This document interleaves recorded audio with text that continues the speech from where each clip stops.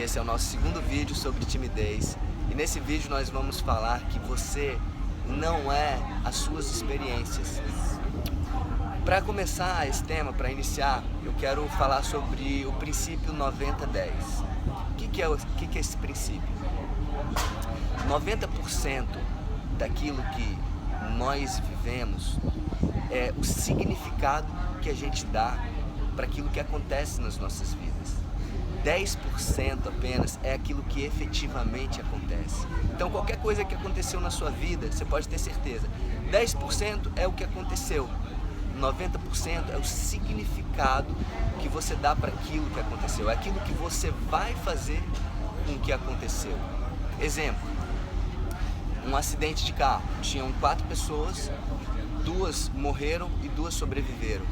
Um dos sobreviventes achou que a vida foi trágica com ele, porque que matou os seus 2 melhores amigos, e ali houve uma depressão, e ali a sua vida desandou ali, e começou a ficar deprimido, não queria sair mais de casa, e a vida dele paralisou ali. O outro não. O outro participou do mesmo acidente, sobreviveu ao mesmo acidente, perdeu os mesmos amigos, eram tão amigos quanto o do outro, e ele falou assim: uau, e Deus me deu uma nova chance, eu vou fazer da minha vida agora algo melhor, eu vou ressignificar a minha vida. E foi o mesmo acontecimento, o mesmo fato, o mesmo acidente. Então, da mesma forma, existem situações na nossa vida em que você vai olhar para aquela situação e você ou vai dar um enfoque positivo ou um enfoque negativo. E da forma que você focar para aquilo, se você focar de forma positiva, aquilo vai crescer e você vai trazer aprendizado, mudanças, você vai crescer com aquilo. Se você focar de forma negativa, aquilo vai te trazer prejuízos, aquilo vai te trazer cansaço, vai te trazer peso, vai te trazer depressão, tristeza. E o que a gente quer dizer com isso? No primeiro vídeo nós dissemos: você não é tímido. Então nós estamos aqui para dizer que você não é as suas experiências. A timidez nasceu de uma experiência ruim. Então, vamos imaginar, o Luiz Paulo vai compartilhar com vocês o que aconteceu com ele, né? Onde iniciou a timidez dele. Ele é altamente extrovertido, mas um cara tímido. Então, muitas vezes você foi exposto quando você era criança, algo aconteceu que te trouxe um forte impacto emocional e fez você se fechar, fez você ter medo de viver aquela situação novamente. Então, eu não sei, como eu não vivi, né? Não vivi uma experiência. O Luiz Paulo pode compartilhar, né, amor? Eu acho na verdade, a Thaís, ela tem o emocional da Thaís, como ela tem esse perfil dominante, ela é extrovertida, mas é dominante. Uma das características da pessoa dominante é uma autoconfiança extrema. Então, eu acho que sempre teve essa autoconfiança, e as experiências negativas que ela com certeza ela teve, ela não se vitimizou. Ela não pegou e fez com que isso trouxesse prejuízos nesse sentido, né? Nesse sentido de timidez. No meu caso, o meu perfil é o oposto da Thaís. Nessa questão da dominância, eu sou não dominante, né? Minha dominância é bem pequena, e no caso da minha paciência, eu sou bem paciente, né? Então isso traz uma certa insegurança, uma característica de uma pessoa não tão autoconfiante assim, né? Não tão determinada, vamos dizer assim. Eu nunca fui uma pessoa muito determinada. E essa situação que eu vou compartilhar com vocês, o objetivo dela é que você também possa identificar na sua vida algo que aconteceu e que pode ter startado, e que pode ter começado ali um processo de se achar tímido, um processo de uma crença limitadora, uma crença limitante de que eu sou tímido, eu não consigo, uma crença de incapacidade, tá? Porque na verdade a timidez é isso, é uma crença de incapacidade. Então vamos lá, o que aconteceu comigo? Eu estudei no Colégio Dom Bosco, lá em Brasília, e por volta da 5ª série, nós tínhamos uma professora lá de história, e ela costumava fazer uma prova oral, e ela chamava o número na chamada. O meu número era 27, eu me lembro até hoje. Quando ela chamava o número 27, eu teria que me levantar e ficar exposto para todo mundo. Então, ela chamava 27, eu levantava e ela, Luiz Paulo, e fazia a pergunta, né?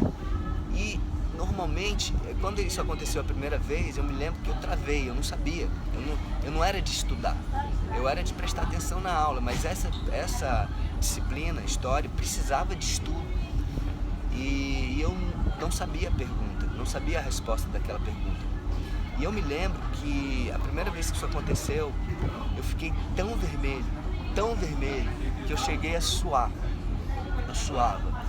E eu sempre fui um pouco romântico. Eu tinha uma menina nessa época que eu era apaixonado por ela. E eu me lembro exatamente que ela olhava pra mim e falava assim: nossa, ele parece que vai explodir. Nossa, aquilo foi tão traumático pra mim, foi tão traumático. E o que acontece? Toda vez que tinha essa situação, ou alguma situação parecida, onde alguém falava: Luiz Paulo, dá sua opinião aqui, Luiz Paulo fala isso, ou Luiz Paulo vai falar isso, eu me lembrava daquele sentimento, daquela sensação, e acontecia a mesma coisa. Eu ficava extremamente vermelho, minha pele ficava vermelha na hora, e eu começava a suar. E isso me deixava muito chateado. Porque aí eu começava a falar: eu sou tímido, eu não consigo falar em público, eu não isso, não aquilo. Me travou para muitas coisas, para conhecer, às vezes, uma menininha que eu gostava. Isso começou a se aprofundar tanto na minha vida, que chegou um momento onde, às vezes, num papo de duas pessoas, não precisava ser nem mais do que duas pessoas, eu e mais uma pessoa, só eu e outra pessoa, conversando, no meio da conversa, eu começava a ficar vermelho e suava, assim, sem explicação nenhuma. E aquele medo foi crescendo dentro de mim de uma tal maneira: poxa, se essa pessoa notar que eu sou assim, só do fato de eu pensar isso, se essa pessoa notar que eu sou assim, isso já startava na minha mente e eu começava a suar. E isso era terrível para mim, gente. Eu sofri muito. Muitas pessoas que me conhecem se surpreendem quando eu falo isso. Eu falo: poxa, mas você era assim? Eu disfarçava de todas as formas, gente. Disfarçava de todas as formas. Então, algumas pessoas não sabiam disso. Mas as pessoas que mais me conhecem, minha mãe, minhas irmãs, elas podem confirmar e como eu sofria, como eu realmente sofria.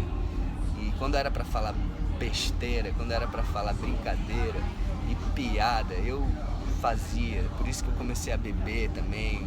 Infelizmente fui usar algumas substâncias que me tiravam essa timidez, que aí eu podia falar, eu podia brincar, mas num ambiente sério, num ambiente acadêmico ou profissional, esquece.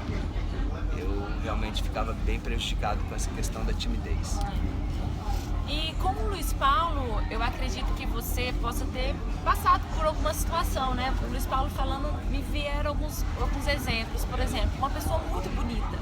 Tem pessoas muito bonitas que são tímidas, porque desde pequenininha todo mundo falava: nossa, como é lindo, como é lindo. Então era muita atenção, chamava muita atenção. Então aquela beleza daquela criança foi fazendo com que ela quisesse se esconder, porque todo mundo falava: ah, que menina linda, que menino lindo, né? Às vezes você sofreu um bullying por ser gordinho, ou alguma situação também fez com que você se fechasse mais, né? Então por que a gente quer falar sobre essas experiências? Porque essas experiências não definem quem você é. Foi algo que aconteceu e que te travou. Então, o que a gente quer trazer com esse segundo vídeo? Que você comece a analisar os prejuízos e os resultados que essa experiência trouxe para você. Então, muitas vezes você está com mestrado, você é muito inteligente, muitas vezes você tem muitas ideias, mas a timidez te impede de você voar, impede de você estar num cargo mais alto, impede de você conquistar um relacionamento dos seus sonhos. Hoje, muitas vezes, você está sozinho, você não tem ninguém para viajar, você tem dinheiro, todo mundo tem problema com dinheiro, você não. Eu tenho dinheiro, mas eu não tenho uma companhia para viajar. porque eu sou tímido, eu não tenho coragem de me aproximar das mulheres, eu não tenho coragem de me declarar para aquele homem que eu sou apaixonada por ele.